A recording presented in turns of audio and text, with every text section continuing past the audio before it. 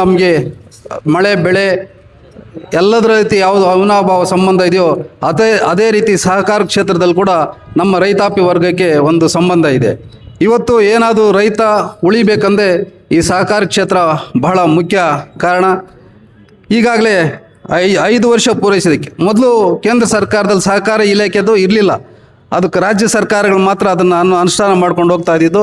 ಕೇಂದ್ರ ಸರ್ಕಾರ 5 ವರ್ಷಗಳ ಹಿಂದೆ ಅಲ್ಲಿ ಸಹಕಾರ ಇಲಾಖೆಯನ್ನು ಸ್ಥಾಪನೆ ಮಾಡಿ ನಮ್ಮ ಅಮಿತ್ ಶಾ ಅವರು ಅದಕ್ಕೆ ಸಚಿವರಾಗಿ ಒಳ್ಳೆಯ ರೀತಿಯಲ್ಲಿ ನಡ್ಕೊಂಬರ್ತಾ ಇದೆ. ಹಲವಾರು ರೀತಿಯಲ್ಲಿ ಸಹಕಾರಗಳು ಸಹ ನಮಗೆ ಸಿಗ್ತಾ ಇದೆ ಆ ಒಂದು ಸಹಕಾರ ಇಲಾಖೆಗೆ. ಆದರೆ ದುರ್ದೈವ ಇವತ್ತು ಏನು ಈ ಸಪ್ತಾಹ ಮಾಡ್ತಾ ಇದ್ದೀವಿ, ನಮ್ಮ ಸಹಕಾರ ಇಲಾಖೆ ಅಧಿಕಾರಿಗಳು ಬರೋದಿಲ್ಲ. ಬರೀ ನಾವು ಯಾರಿದ್ದೀವಿ ಇದು ಮಾಡಬೇಕು, ಇದು ಇಲಾಖೆ ಜವಾಬ್ದಾರಿ. ಇದು ಯಾವ ತಾಲೂಕಲ್ಲಿ ನೋಡ್ತಾ ಇದ್ದೀನಿ ಎಲ್ಲೂ ಅವ್ರು ಯಾರೂ ಹಾಜರಿರೋದಿಲ್ಲ.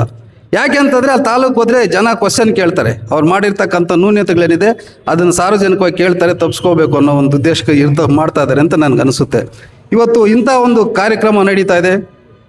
ಭಾರತ ಸರ್ಕಾರ ಮತ್ತು ಕರ್ನಾಟಕ ಸರ್ಕಾರ ಸೇರಿ ಇವತ್ತು ಶಾಸಕರು ಇದು ಸಣ್ಣ ಕಾರ್ಯಕ್ರಮ ಅಂತ ಹೇಳೋರು ಅದನ್ನು ಕೇವಲವಾಗಿ ತಗೊಂಡಿಲ್ಲ, ನಮ್ಮ ಜವಾಬ್ದಾರಿ ಅಂತೇಳ್ಬಿಟ್ಟು ಅವರು ಬಂದು ಇಲ್ಲಿ ಕೂತ್ಕೊಂಡಿದ್ದಾರೆ. ಕೋಲಾರ ತಾಲೂಕಿನ ಶಾಸಕರಾದರೂ ಸಹ TAPSMS ನಾನು ಅಧ್ಯಕ್ಷ ಅಂತೇಳಿ ಇಲ್ಲಿ ಬಂದು ಕೂತ್ಕೊಂಡಿದ್ದಾರೆ. ಅದೇ ಅಧಿಕಾರಿಗಳು ಬರೋದಕ್ಕೆ ಪುರ್ಸೊತ್ತಿಲ್ಲ.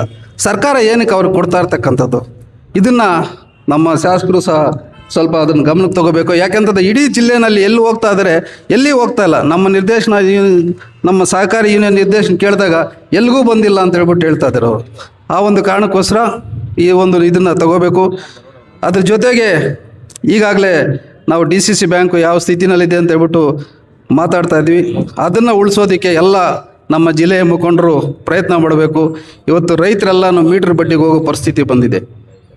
ನಮ್ಮ DCC ಬ್ಯಾಂಕ್ ಯಾವತ್ತು ಹಣಕಾಸಿನ ವಹಿವಾಟು ಸ್ಥಗಿತ ಆಯಿತು, ಇವತ್ತು ರೈತರೆಲ್ಲನೂ ಮೀಟ್ರ್ ಬಡ್ಡಿಗೆ ಹೋಗಿ ಸಾಲದ ಸುಳಿಗೆ ಮತ್ತೆ ಸಿಕ್ಕಾಕೊಳ್ಳೋಂಥ ಪರಿಸ್ಥಿತಿ ಬಂದಿದೆ.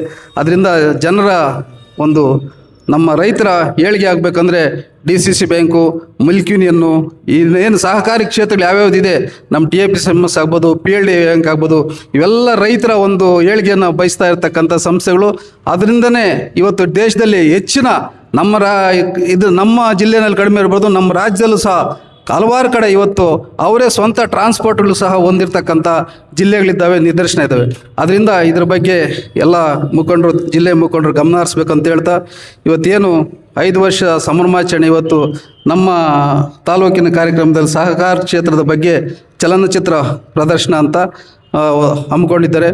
ಈ ಒಂದು ಸಹಕಾರ ಕ್ಷೇತ್ರದ ಬಗ್ಗೆ ಎಲ್ಲರೂ ಸಹಕರಿಸ್ಬೇಕು ಅಂತ ಹೇಳ್ತಾ ನನಗೆ ಮಾತಾಡೋಕ್ಕೆ ಅವಕಾಶ ಕೊಟ್ಟಂತ ಎಲ್ರಿಗೂ ಹೊಂದಿಸಿ ನಾನು ಮಾತು ಮುಗಿಸ್ತಾ ಇದ್ದೀನಿ. ಜೈ ಹಿಂದ್, ಜೈ ಸಹಕಾರ.